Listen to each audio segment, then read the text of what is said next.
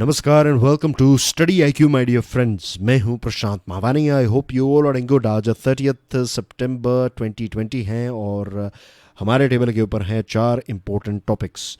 Finance minister on economy, gate keeper Google, कैसे commission के नाम पर गूगल एक प्रकार से टैक्स कलेक्ट करने लगा है। कंपनीज एक्ट में गवर्नमेंट ने नए बदलाव किए हैं और इसका एक नोटिफिकेशन इश्यू किया गया है। Abhijit Banerjee on Indian economy. Dear friends, study IQ की टीम ने मिलकर एक स्मार्ट कोर्स बनाया है यूपीएससी के लिए। ये स्मार्ट कोर्स आपकी प्री और मेंस दोनों एग्जाम्स को कवर कर लेगा। ज़्यादा जानकारी के लिए डाउनलोड करें हमारा मोबाइल एप्लीकेशन। 30 सितंबर 2020 यानी कि आज इसकी लास्ट डेट है। ईएमआई ऑफ़र चल रही है। ईएमआई ऑफ़र के बारे में ज़्यादा जानना चाहते हैं, डाउनलोड करें हमारा मोबाइल एप्लीकेशन। लेक्चर की पीडीएफ को डाउनलोड करने के लिए check out my Telegram channel. You can follow me on Facebook as well. तो finance minister on economy Nirmala Sitharaman ji ने यह बताया है कि we need to have a holistic approach. Holistic यानी कि एक ऑल राउंड अप्रोच होना चाहिए जब हम इकोनॉमी को हैंडल करने की बात करें, और इसी ऑल राउंड होलिस्टिक अप्रोच से सरकार आगे बढ़ रही है। सिलोज बेस्ड या फिर silo based and myopic approach with blinkers will not work.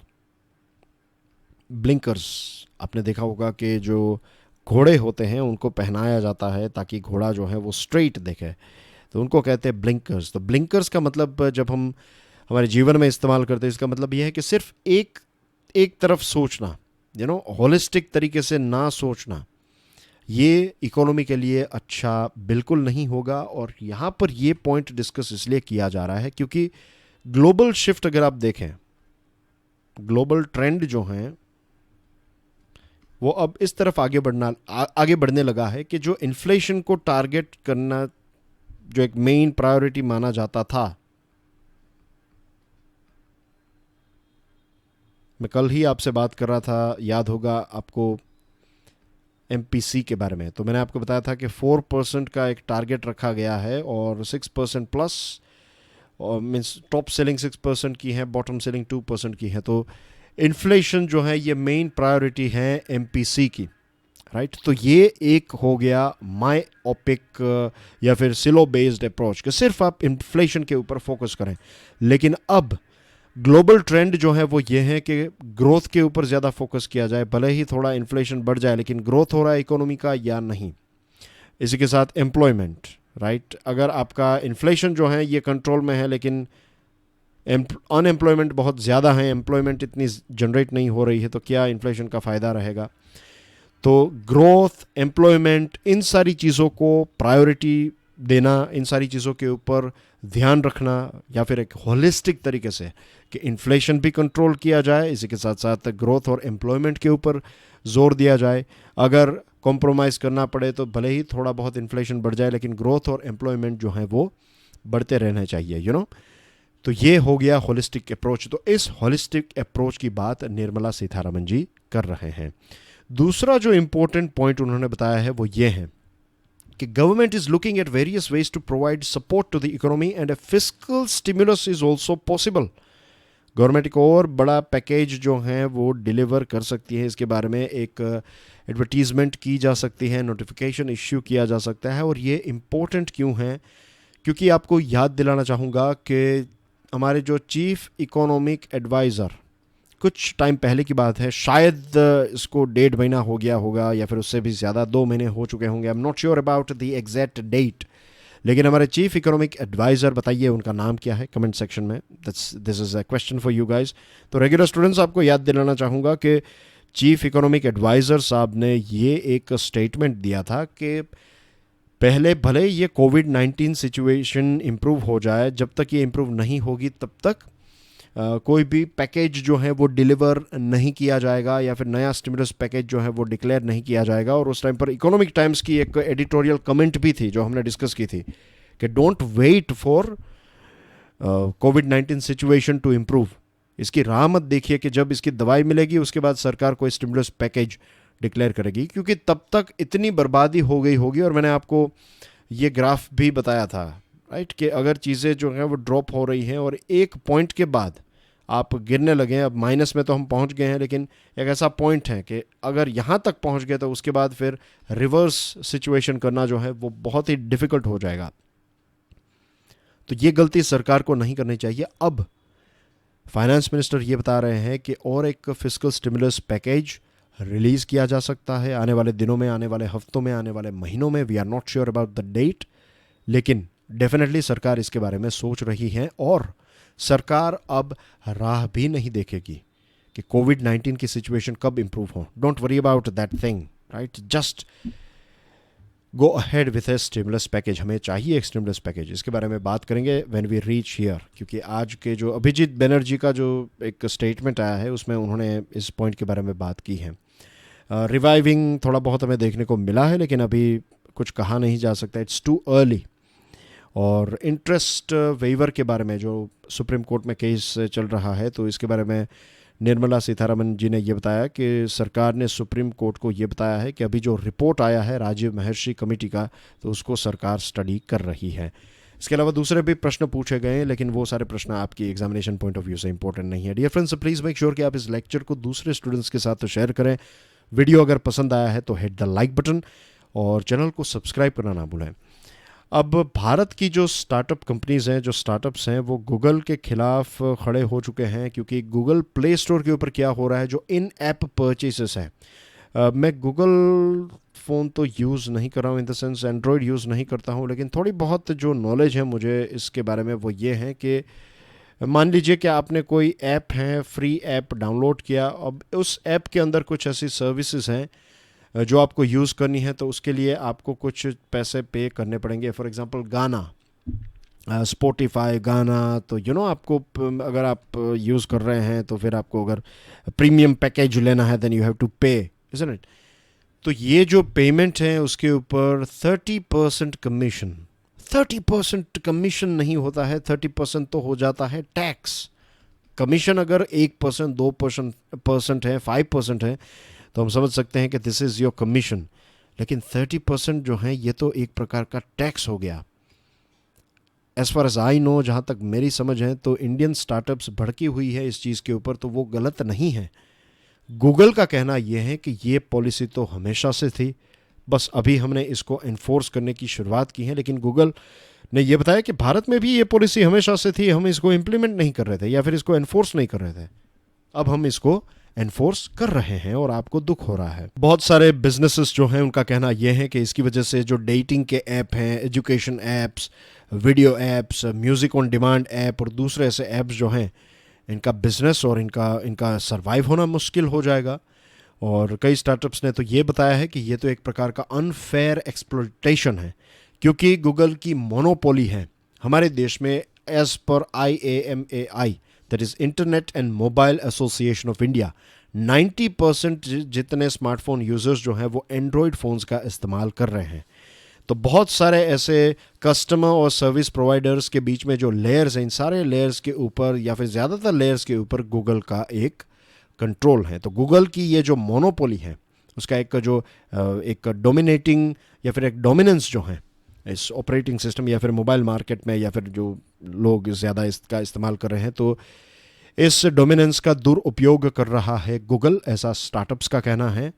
और कई स्टार्टअप्स ने, कई एक्सपर्ट्स ने ये बताया कि गूगल को इनफैक्ट एक लेवल प्लेइंग फील्ड प्रोवाइड करनी चाहिए, एक और अच्छा इकोसिस्टम प्रमोट हो, इसके बारे में काम करना चाहिए। इस प्रकार के डोमिनेंस या फिर इस प्रकार का वन साइडेड व्यू जो है गूगल को नहीं रखना चाहिए। कंपनीज एक्ट में अमेंडमेंट्स जो हैं वो नोटिफाई, बदलाव जो हैं वो सरकार ने नोटिफाई किए हैं। इसमें जो छोटे छोटे ऐसे प्रोसेस, छोटे ऑफेंसेस हैं, कुछ प्रोसीजर्स हैं, कुछ टेक्निकल इश्यूज़ हैं, तो इन सारी चीज़ों की वजह से जो कॉरपोरेट्स हैं उनको अब जेल में नहीं भेजा जाएगा। ये डीक्रिमिनलाइजेशन किया गया है और इसकी वजह से ईज़ ऑफ डूइंग बिजनेस जो हैं वो इम्प्रूव करने की कोशिश है सरकार की। कुछ 48 ऐसे सेक्शंस थे और 23 जितने जो रिमाइनिंग सेक्शंस हैं, 66 कंपाउंडेबल ऑफेंसेस में से 23 जो रिमेनिंग ऐसे ऑफेंसेस हैं या फिर ऐसे सेक्शंस जो हैं, तो अब इनको आप इन हाउस, देखिए 48 सेक्शंस को तो डीक्रिमिनलाइज किया गया, टोटल 66 कंपाउंडेबल ऑफेंसेस जो थे उसमें से अब सिर्फ 23 बचे हैं, और ये जो 23 हैं उनको आप इन हाउस एब्जुडिकेटिंग मैकेनिज्म से सॉल्व कर सकते हैं. Total penal provisions under the Act have been brought down to 124 from 134 earlier. पहले 134 ऐसे penal provisions थे, अब 124 बचे हैं, और फाइन्स जो हैं उनको भी कम किया गया है.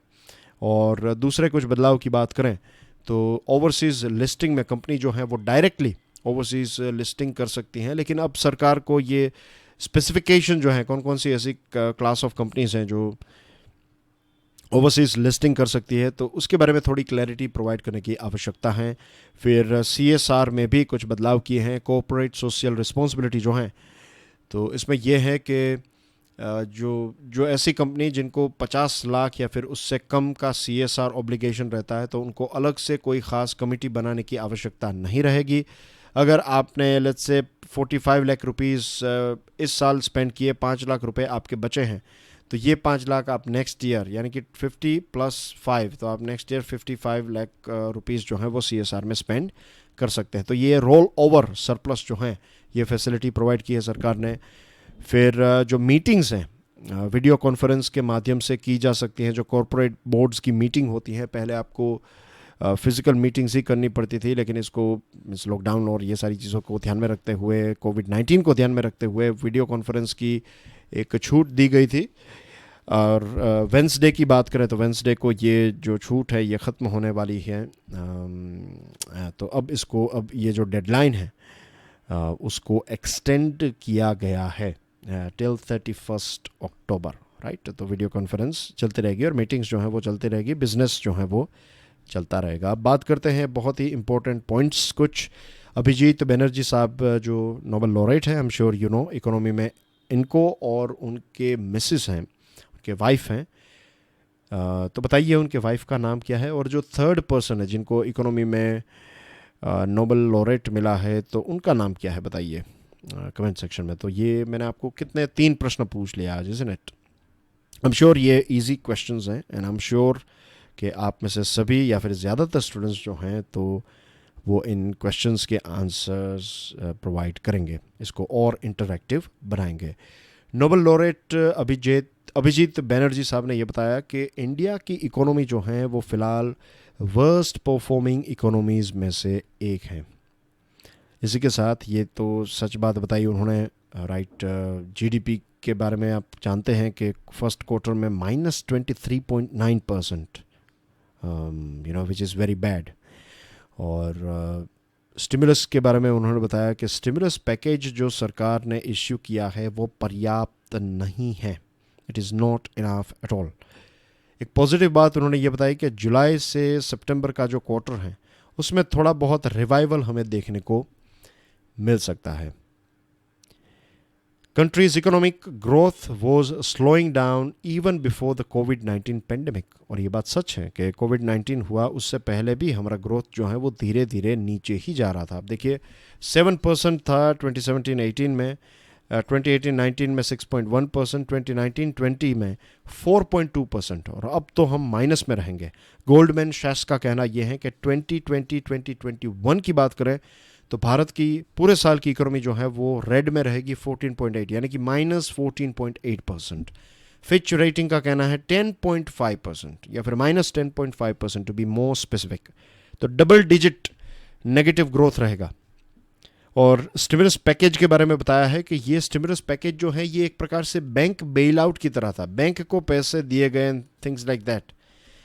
सरकार को कंजम्पशन को इंक्रीज करने के लिए गरीबों के हाथ में पैसे देने की आवश्यकता है. MPC के बारे में बात कर रहे थे, या फिर कल या फिर उससे पहले के दिन पर मैंने आपको बताया था कि कंजम्पशन जो सप्लाई साइड है उनको तो पैसे हमने दे दिए, लेकिन सिर्फ सप्लाई को पैसे देने से कुछ नहीं होगा. डिमांड कैसे क्रिएट होगी अगर लोगों के पास पैसे नहीं रहेंगे.